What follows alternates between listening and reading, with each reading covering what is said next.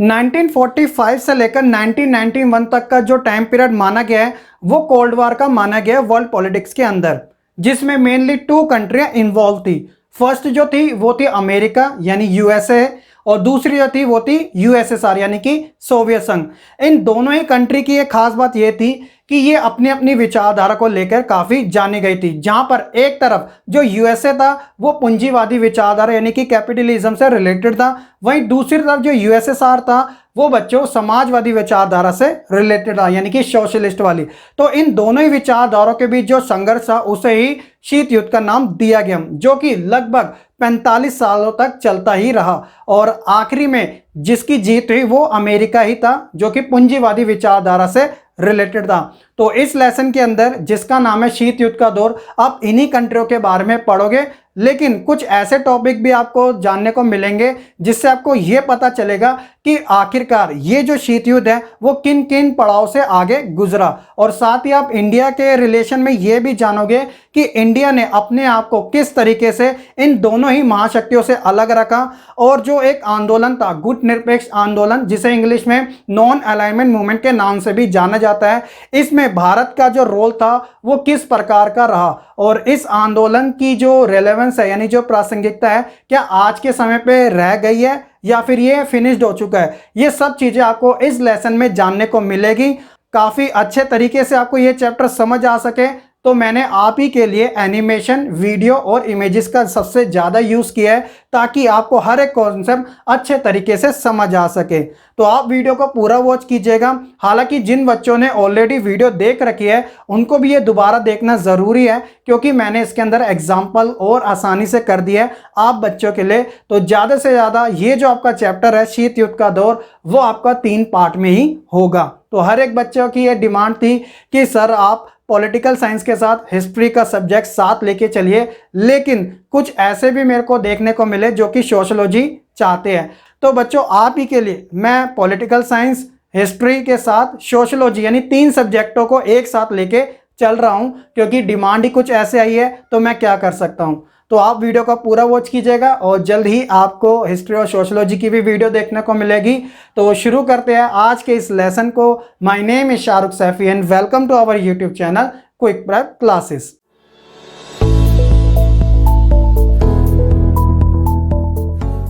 Chapter का नाम है शीत युद्ध का दौर।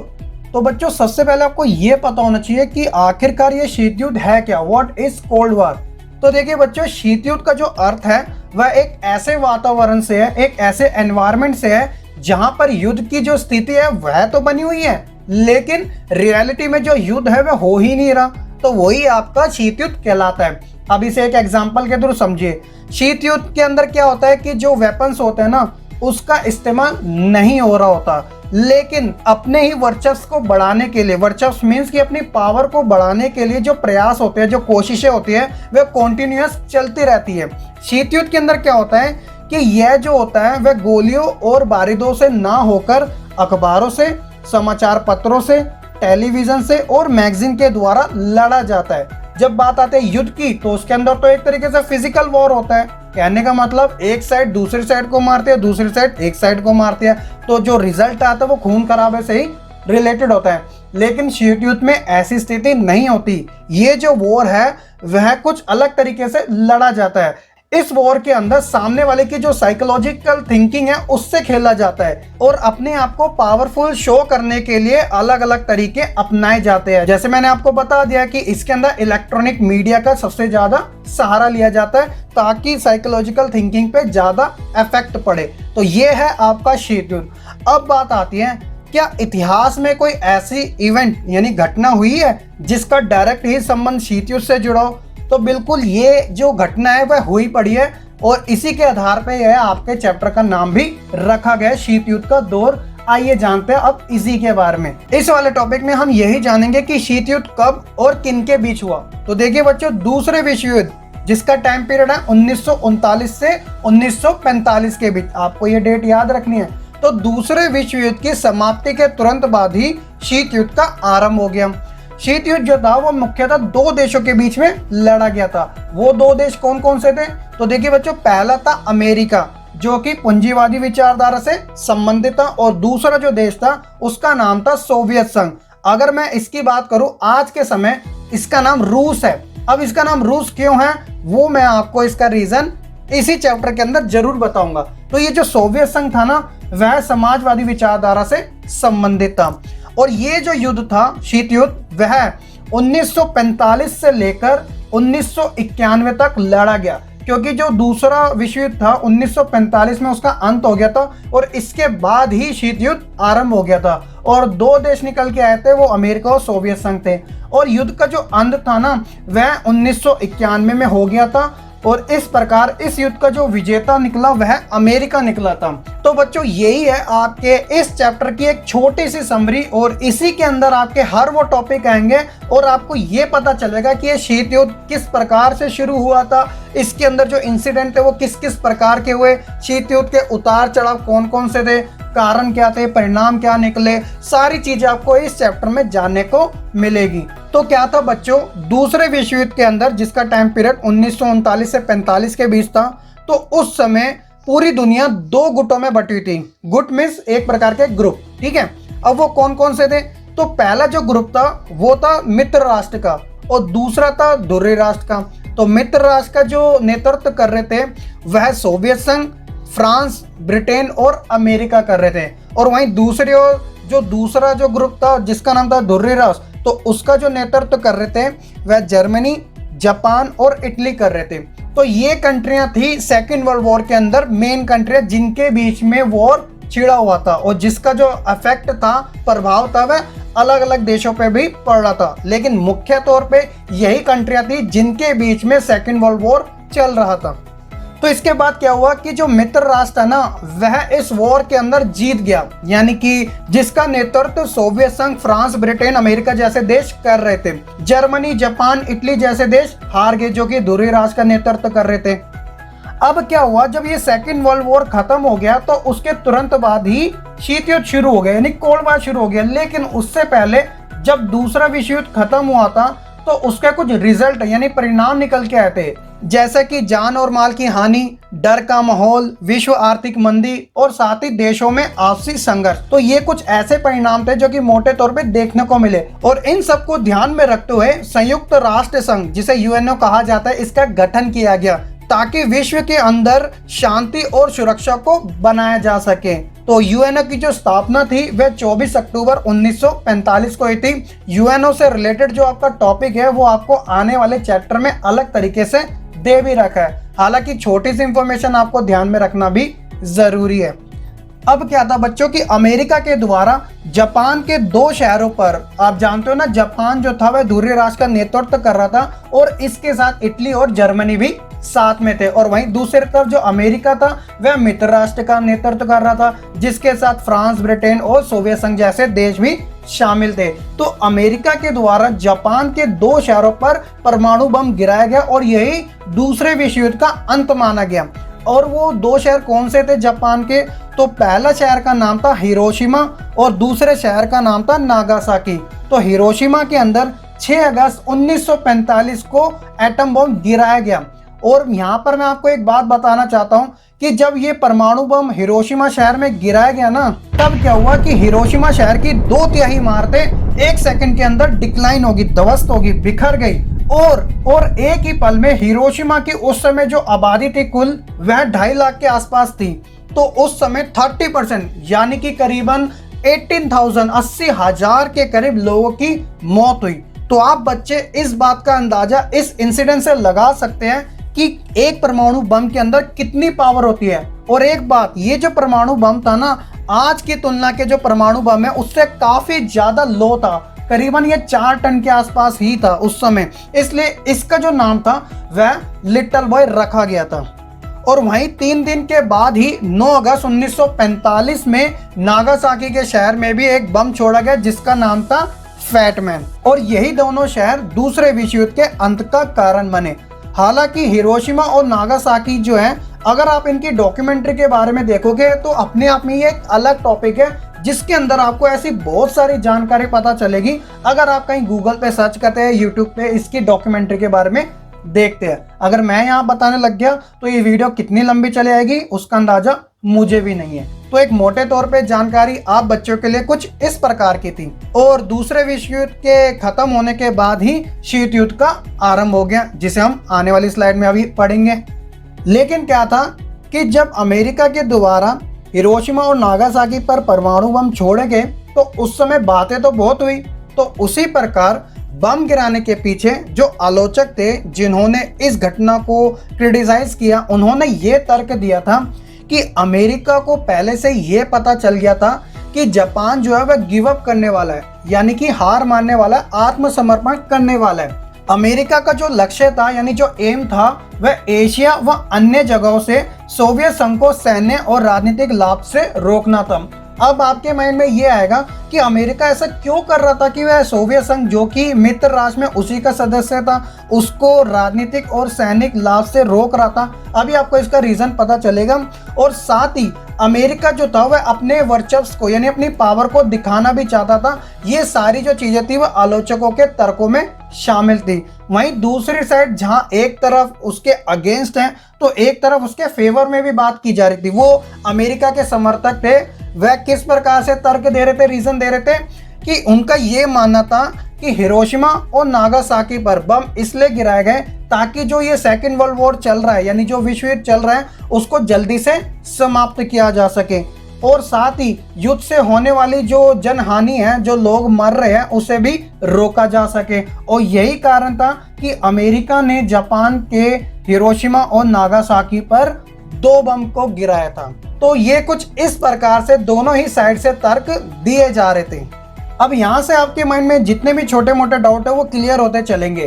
तो दूसरे विश्व युद्ध का अंत और शीत युद्ध की शुरुआत। तो क्या था कि विश्व राजनीति के मंच पर 2 महाशक्तियां, मैंने आपको बताया था वो अमेरिका और सोवियत संघ थी, इनका उदय हो चुका था। क्योंकि क्या था कि जर्मनी और जापान जो कि दूरी राष्ट्र से संबंधित थे वह तो पूरी तरीके से डिक्लाइन हो गए, लेकिन उसके साथ जो मित्र राष्ट्र के जो देश थे ना, जैसे यूरोप के बाकी जो देश जैसे ब्रिटेन, फ्रांस, ये जो विश्व से तबाही हुई थी उसकी मार को झेल रहे थे। तो इस प्रकार ये भी रेस में पीछे हो गए। अब बात आई 2 जनों की, एक जो था वह था अमेरिका, दूसरा जो था वह था सोवियत संघ। तो ये 2 महाशक्तियां ऐसे उभर के आई कि इन्हीं के बीच में जो रीजन बना युद्ध का वह शीत युद्ध कहलाया गया। आई होप कि आपको ये छोटी सी चीज पता चल चुकी है। तो अब क्या हुआ कि अमेरिका और सोवियत संघ एक बड़ी शक्ति के रूप में उभर कर आए। दोनों ही देशों के पास अपनी अपनी पावर थी, शक्ति थी, और यह पूरे विश्व के अंदर कोई भी ऐसी घटना हो उसे प्रभावित भी कर सकते थे। अमेरिका और सोवियत संघ का महाशक्ति बनने की होड़ में एक दूसरे के सामने खड़ा होना ही शीत युद्ध का कारण बना। अब यहाँ से एक तरीके से स्टोरी ही चलेगी 2 ध्रुवीयता विश्व का आरंभ, जिसके अंदर अमेरिका और सोवियत संघ थे। तो दोनों ही महाशक्तियों के द्वारा विश्व के विभिन्न हिस्सों में अपना प्रभाव बढ़ाने का प्रयास किया जा रहा था। और इसका परिणाम क्या हुआ कि दुनिया जो थी वो 2 गुटों में बढ़ गई। मैंने आपको पहले बता दिया था, एक थी पश्चिमी विचारधारा से संबंधित, दूसरी थी समाजवादी विचारधारा से संबंधित, जिसका नेतृत्व तो अमेरिका कर रहा था पश्चिमी वाली का, और समाजवादी का सोवियत संघ करना था। तो इसका परिणाम तो ये निकल के आ गया। और जो बचे कुछ देश थे ना, वह किसी एक महाशक्ति के साथ जुड़ जाना चाहते थे, क्योंकि उन्हें इस बात का डर था कि कहीं हमारे ऊपर हमला ना हो जाए, और वह दूसरी महाशक्ति और उसके जो गुट में शामिल थे उनसे बचे भी रहना चाहते थे। जैसे एग्जाम्पल के तौर पे अभी आपको आगे पता चलेगा। रुको जरा, सब्र रखो, आपको सारी चीजें पता चलेगी टॉपिक के अकॉर्डिंग ही।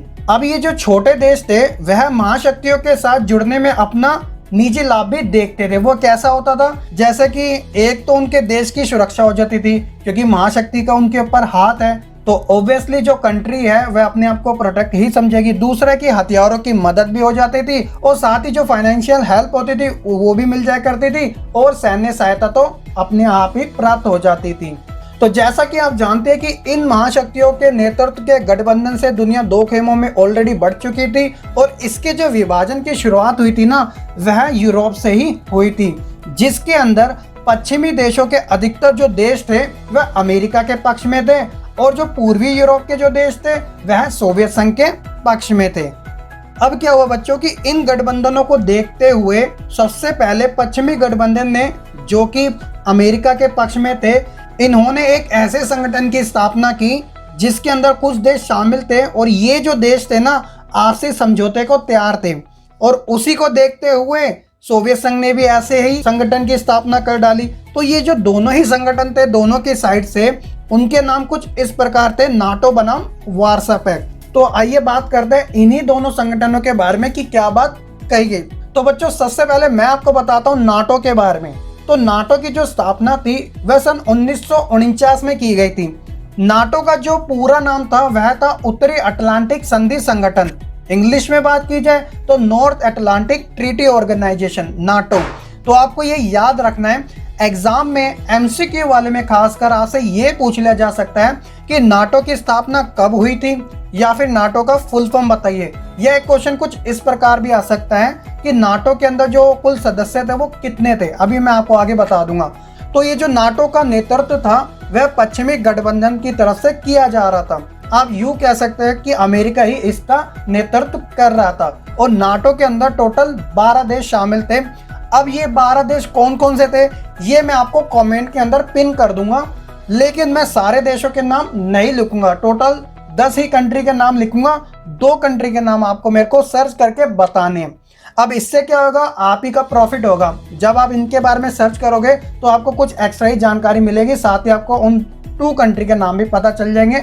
आप मुझे कमेंट करके जरूर बताइएगा, ठीक है। अब ये जो नाटो था, जो ये संगठन था, इसके क्या उद्देश्य थे? तो सबसे पहले कि ये एक दूसरे देश की मदद करेंगे, साथ ही इनके बीच में जो संबंध होंगे वो बेहतर होंगे। यदि एक देश पर हमला होता है तो वह दूसरे देश पे हमले के समान जितना ही होगा।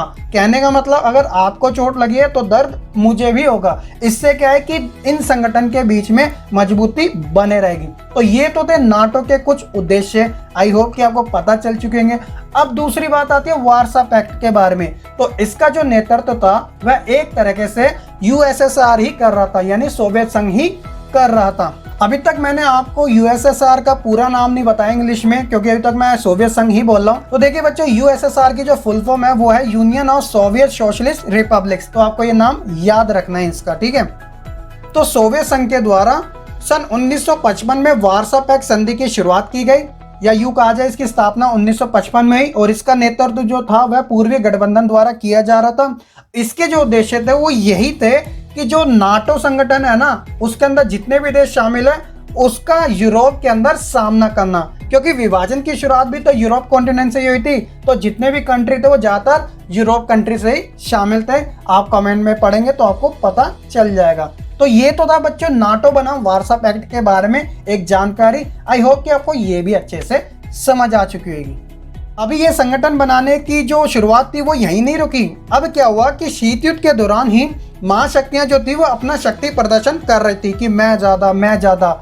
उदाहरण जैसे कि सोवियत संघ के द्वारा पूर्वी यूरोप में दखल अंदाजी कर दी, क्योंकि यूरोप का तो बंटवारा हो गया था, 2 संघों में बढ़ गया था, एक पश्चिमी एक पूर्वी। तो अमेरिका के द्वारा पूर्वी और दक्षिणी पूर्व एशिया और साथ ही पश्चिमी एशिया में भी गठबंधन बनते चले गए, जैसे कि सीटो। तो सीटो का जो पूरा नाम है वो है दक्षिणी पूर्वी एशियाई संधि संगठन। इंग्लिश में बात की जाए तो South East Asia Treaty Organization. उसी तरह हो सेंटो, जिसका पूर्ण रूप यानी फुल फॉर्म है वो है केंद्रीय संधि संगठन। और इसी के जवाब में सोवियत संघ अब कहाँ चुप रहने वाला था। अब जवाब में सोवियत संघ और साम्यवादी चीन ने इन्हीं क्षेत्रों में, जो कि पूर्वी एशिया और पश्चिमी एशिया से जुड़े हुए थे, इन देशों के अंदर अपने संबंध को मजबूत बनाना शुरू कर दिया। जैसे एग्जाम्पल के तौर पे उत्तरी कोरिया के साथ, वियतनाम के साथ और इराक के साथ। और ऐसा वह क्यों ना करता, क्योंकि अमेरिका के द्वारा ये संगठन बनाए जा रहे थे।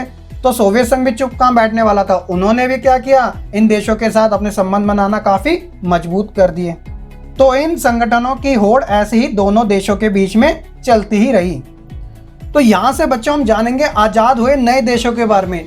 ये जो नए देश थे वह शीत युद्ध के कारण आजाद हुए थे। वो किन देशों से हुए थे? खासकर फ्रांस और ब्रिटेन से, क्योंकि जब सेकेंड वर्ल्ड वॉर फिनिश्ड हुआ तो उसके बाद जो फ्रांस और ब्रिटेन जैसे देश थे वह खुद ही अपने आप को रिकवर कर रहे थे, क्योंकि जान मान की हानि तो इन देशों में भी हुई थी। तो इस कारण जो छोटे देश थे वह इनके चंगुल से आजाद हो गए। लेकिन इन छोटे देशों के साथ सबसे बड़ी समस्या यही थी कि इन्हें अभी तो आज़ादी मिली थी और ये इस डर में थे कहीं ये अपनी आज़ादी को खो ना दे। और इन नए देशों का जो टॉपिक है वो आपको इस लेसन के सेकंड पार्ट में प्रॉपर तरीके से देखने को मिलेगा, जो कि पूरी तरीके से इन्हीं के ऊपर डेडिकेटेड होगा, ठीक है ना। अब क्या हुआ कि गठबंधनों में भेद भी पैदा होने लगे। जैसे एग्जाम्पल भी दे रखा है कि 1950 के दशक में साम्यवादी चीन की सोवियत संघ के साथ अनबन भी हुई थी, और एक ऐसा इंसिडेंट 1969 में भी दोनों देशों के बीच भूमि विवाद को लेकर भी एक छोटा सा युद्ध भी हुआ था। तो कहने का मतलब गठबंधन के अंदर फूट भी डलना शुरू हो गई थी। अब बात आती है गुटों के बारे में कि महाशक्तियों के लिए ये जो गुट होते थे वो इतने महत्वपूर्ण क्यों होते थे। तो आपके माइंड में भी ऐसा क्वेश्चन आएगा। तो देखिए, महाशक्तियां जो थी ना वह छोटे देशों से लाभ प्राप्त करना चाहती थी। तो इसके क्या क्या कारण थे, जैसे कि छोटे देशों के प्राकृतिक संसाधनों को प्राप्त करना, सैन्य ठिकाने को स्थापित करना, आर्थिक सहायता प्राप्त करना, और जो भू क्षेत्र थे जैसे कि महाशक्ति अपने हथियारों और सेनाओं का संचालन कर सके, तो इसलिए वह इन देशों के साथ संबंध बनाए रखती थी, जो कि महाशक्तियों के लिए काफी ज्यादा महत्वपूर्ण भी हुआ करते थे। तो देखिए बच्चों, ये वाला जो टॉपिक है क्यूबा मिसाइल संकट, अगर आपने शीत युद्ध वाला चैप्टर पढ़ रहे हो और अगर आपको क्यूबा मिसाइल संकट के बारे में जानकारी नहीं है, तो आपका चैप्टर नंबर 1 शीत युद्ध का दौर पढ़ना पूरी तरीके से बेकार है। तो इसका क्या रीजन है, अभी आपको इसके अंदर सारा पता चल जाएगा। क्यूबा मिसाइल संकट जानने से पहले बच्चों आपको ये पता होना चाहिए कि ये क्यूबा है क्या। तो देखिए, क्यूबा जो है वो एक छोटा सा टापू देश है जिसे हम आइलैंड कंट्री कहते हैं, जो कि अमेरिका के तट पर स्थित है। और हवाना जो है वह क्यूबा की राजधानी है और साथ ही है क्यूबा का सबसे बड़ा शहर भी है, सिटी भी है, बिग सिटी, जिसे आप महानगर भी कहते हैं। क्यूबा की जो खोज थी वह कोलंबस के द्वारा की गई थी। कोलंबस वही है जिन्होंने अमेरिका की भी खोज की थी। अब सवाल यहाँ पर यह आता है कि कोलंबस ने अमेरिका की खोज की, लेकिन आप मुझे कमेंट करके जरूर बताइएगा कि भारत की जो खोज थी वह किसने की थी। आप में से बहुत बच्चे जो अच्छे से जानते भी हैं, आप कमेंट करके जरूर बताइएगा, इससे आपकी नॉलेज भी अच्छी होगी। तो क्यूबा जो था वह स्पेन का उपनिवेश भी रहा, जैसे भारत ब्रिटेन का रहा था। आज के समय क्यूबा की जो करेंसी है वो क्यूबन पैसो है। अगर आप इसे गूगल पे सर्च करोगे तो आपको जो रेट मिलेगा इंडियन रुपीस के अंदर वो 73 के लगभग ही मिलेगा, जितना अमेरिका डॉलर का उतना ही इसका है। क्यूबा जो है उसका जो संबंध था ना वह सोवियत संघ से जुड़ा हुआ था। अब वो क्यों जुड़ा हुआ था, तो देखिए क्यूबा भी एक प्रकार से साम्यवादी विचारधारा से ही संबंधित था, जिस प्रकार की विचारधारा यूएसएसआर यानी कि सोवियत संघ भी रखता था। तो इसी कारण क्यूबा का जो संबंध था वह सोवियत संघ से जुड़ा हुआ था, और यही सबसे बड़ा कारण माना जाता है कि क्यूबा अमेरिका के इतना पास होने के बावजूद भी उसका संबंध सोवियत संघ से जुड़ा हुआ था, क्योंकि उसकी विचारधारा और सोवियत संघ की विचारधारा बिल्कुल सेम थी। हालांकि अमेरिका की विचारधारा इनसे अलग थी, क्योंकि अमेरिका जो था वह पूंजीवादी विचारधारा को यानी कि कैपिटलिज्म को अपनाता था। अब हम बात करते हैं अपने मिसाइल संकट यानी क्यूबा मिसाइल संकट के बारे में।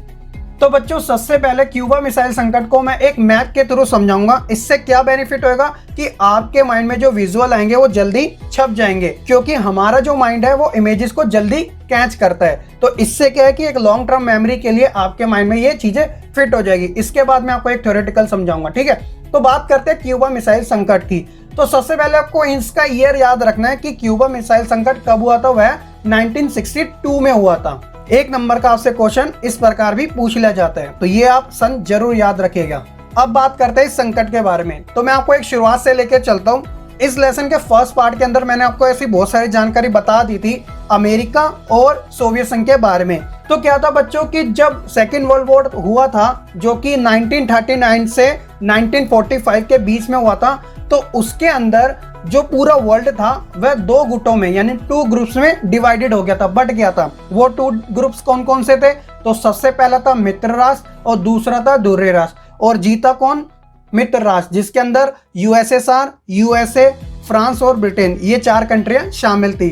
अब क्या हुआ सेकेंड वर्ल्ड वॉर के बाद, क्योंकि आप जानते हैं कि सेकेंड वर्ल्ड वॉर से कंट्रियों को काफी ज्यादा नुकसान भी होता, तो फ्रांस ब्रिटेन ऐसी कंट्री थी जो कि ज्यादा इन्वॉल्व थी सेकेंड वर्ल्ड वॉर के अंदर, और वह अपने आप को रिकवर करने में लग गई। तो इस रेस में वह पीछे रह गई।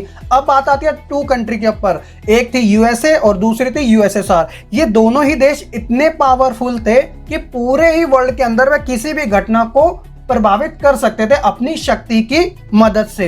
तो इसी प्रकार इन दोनों के बीच में अपने आप को पावरफुल बनाने की होड़ लगी और यही कारण शीत युद्ध का बना था, जैसा कि हमने फर्स्ट वाले पार्ट में जान लिया था। अब हम सीधा टॉपिक पे आते हैं क्यूबा मिसाइल संकट के ऊपर। तो क्या हुआ बच्चों, 1959 में 1959 में जो क्यूबा के राष्ट्रपति थे जिनका नाम था फिडेल कास्ट्रो, इनका नाम आपको बहुत ज्यादा अच्छे से याद रखना है और साथ ही 2-3 और आएंगे उनका भी। तो 1959 में फिडेल कास्ट्रो जो थे वे क्यूबा के राष्ट्रपति थे और खास बात यह आती है कि फिडेल कास्ट्रो को साम्यवादी विचारधारा के सहारे ही राष्ट्रपति बनाया गया था। तो एक तरीके से जो क्यूबा के ऊपर कंट्रोल था वह सोवियत संघ का ही था, क्योंकि दोनों की विचारधारा सेम थी।